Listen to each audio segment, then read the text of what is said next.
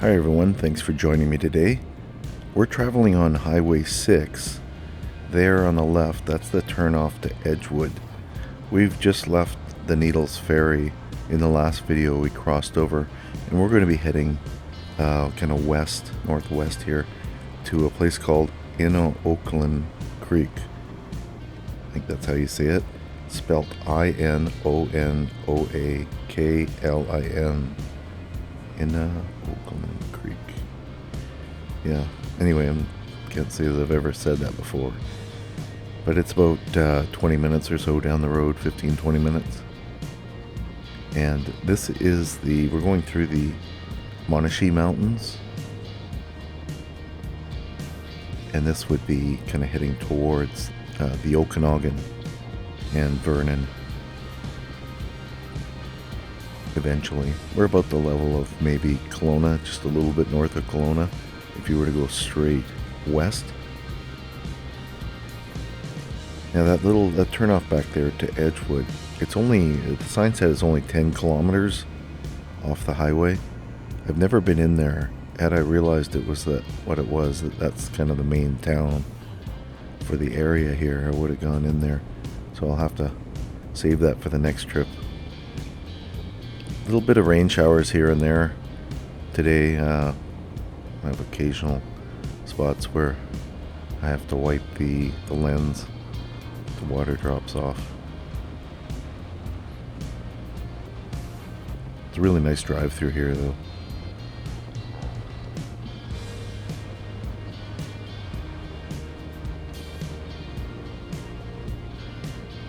The next couple videos are quite windy, and it's a really popular route for people on motorcycles and just doing drive. You can do a kind of a route where you head down this way and you go up to Upper Arrow Lakes, cross over, and then come out at close to Revelstoke, and then take Highway 1 sort of Sycamoose or Salmon Arm, and then head back south and connect up with this.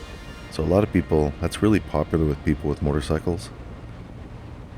In the summertime, you'll see groups of people from all over.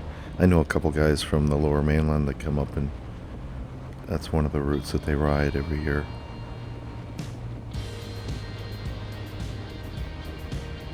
So this is the first week of October 2021. Last October. So you can see the leaves are changing and it's a nice time of the year here. No bugs. Still warm enough. Not getting down to freezing at night.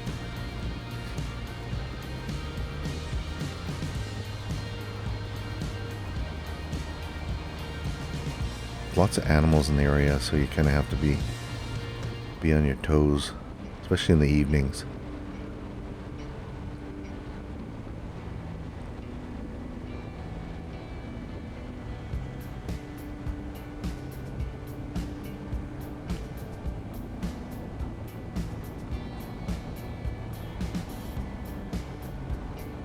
So this Inonoaklin Creek that we're going to be stopping at today, I don't know, there's a couple houses and stuff there, and kind of a couple of roads join up with the highway there.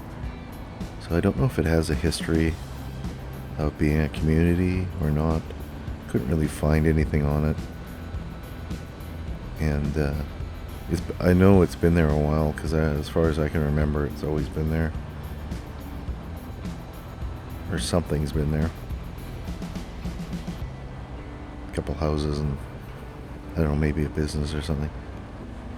It could be connected with logging industry and that too. There could be a company that's working out of that area too. I don't know. I know nothing about it, but yeah, there's not really much out here.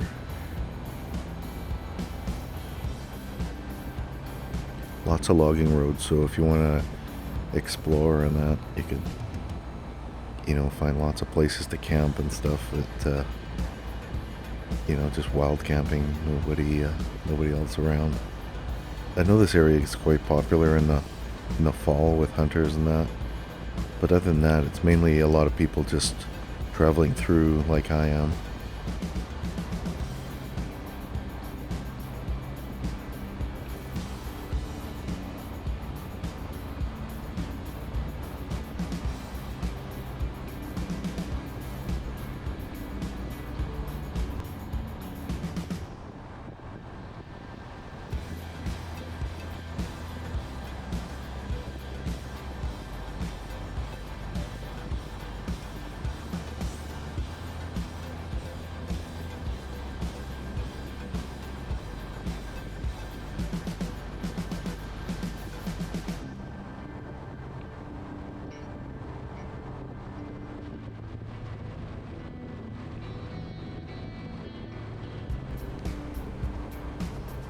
All the different colors of green in the trees.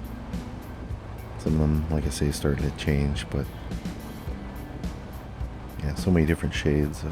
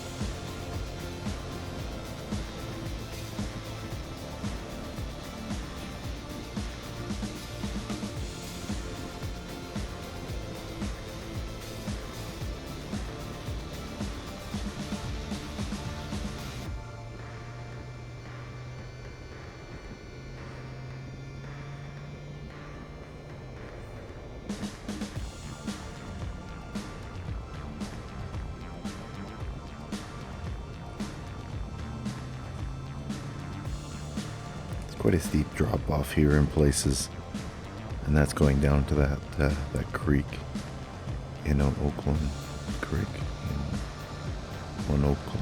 I don't even know how to say that. But yeah, it's quite steep in spots where it drops right off.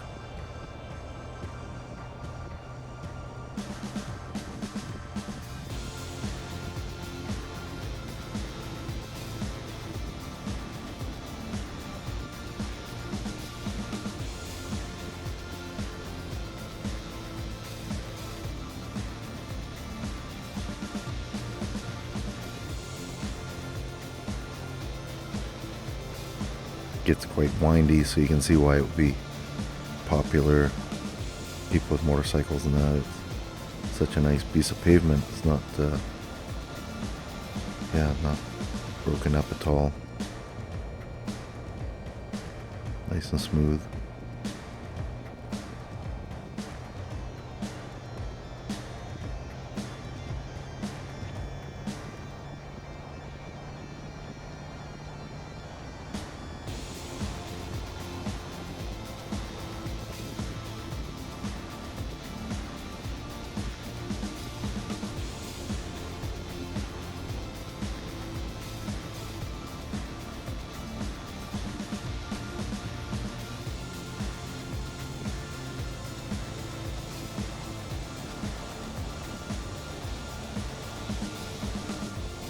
Yeah, so where we'll be ending is up here a little ways, and it's a bridge that crosses this creek.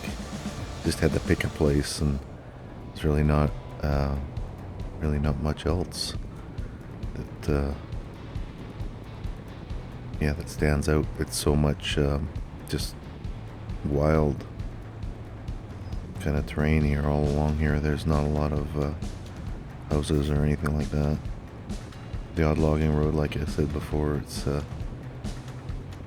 pretty active logging area. If you look at it on one of the satellite images, you'll see lots of squares where they've logged. Yeah, it almost looks like farmland, but they all have different colors and that because they're different stages of growing. Quite interesting to look at, but that's the big source of income in this area.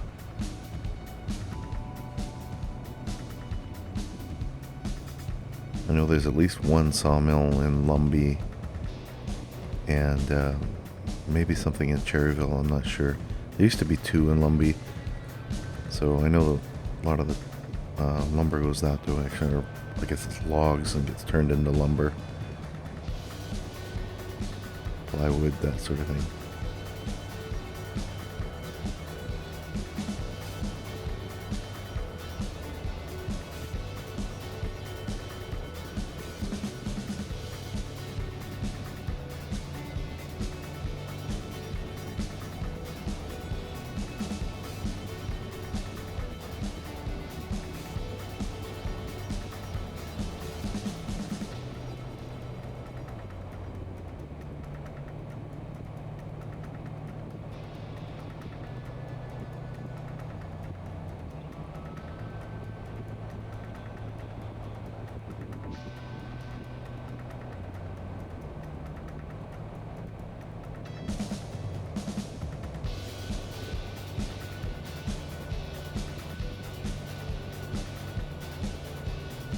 Yeah, there's a plywood plant in Lumbee, and I was in there years and years ago, and it's really the first time I ever seen that kind of an operation actually running in the way that they cut the plywood. You'll see the logs are always short, I don't know, maybe 8 or 10 feet long, and it grabs them by the end and it just spins them, and a whole blade goes in and cuts off sheets of veneer off the log like a pencil sharpener. It's the neatest thing to see, and then these big sheets come flying off and they end up left with these fence post type things.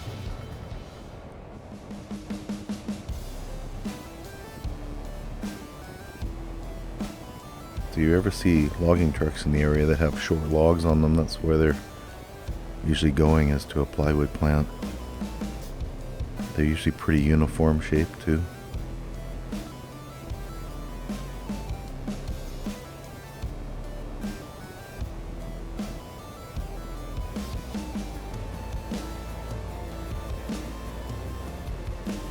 think this is where we'll end it up here. You'll see a couple buildings and that, and we'll pick it up here in the next one. If you like this kind of thing, think about subscribing. Give it a like if you like this sort of thing. Always appreciate that. And other than that, I want to thank you for watching, and I'll catch you on the next one.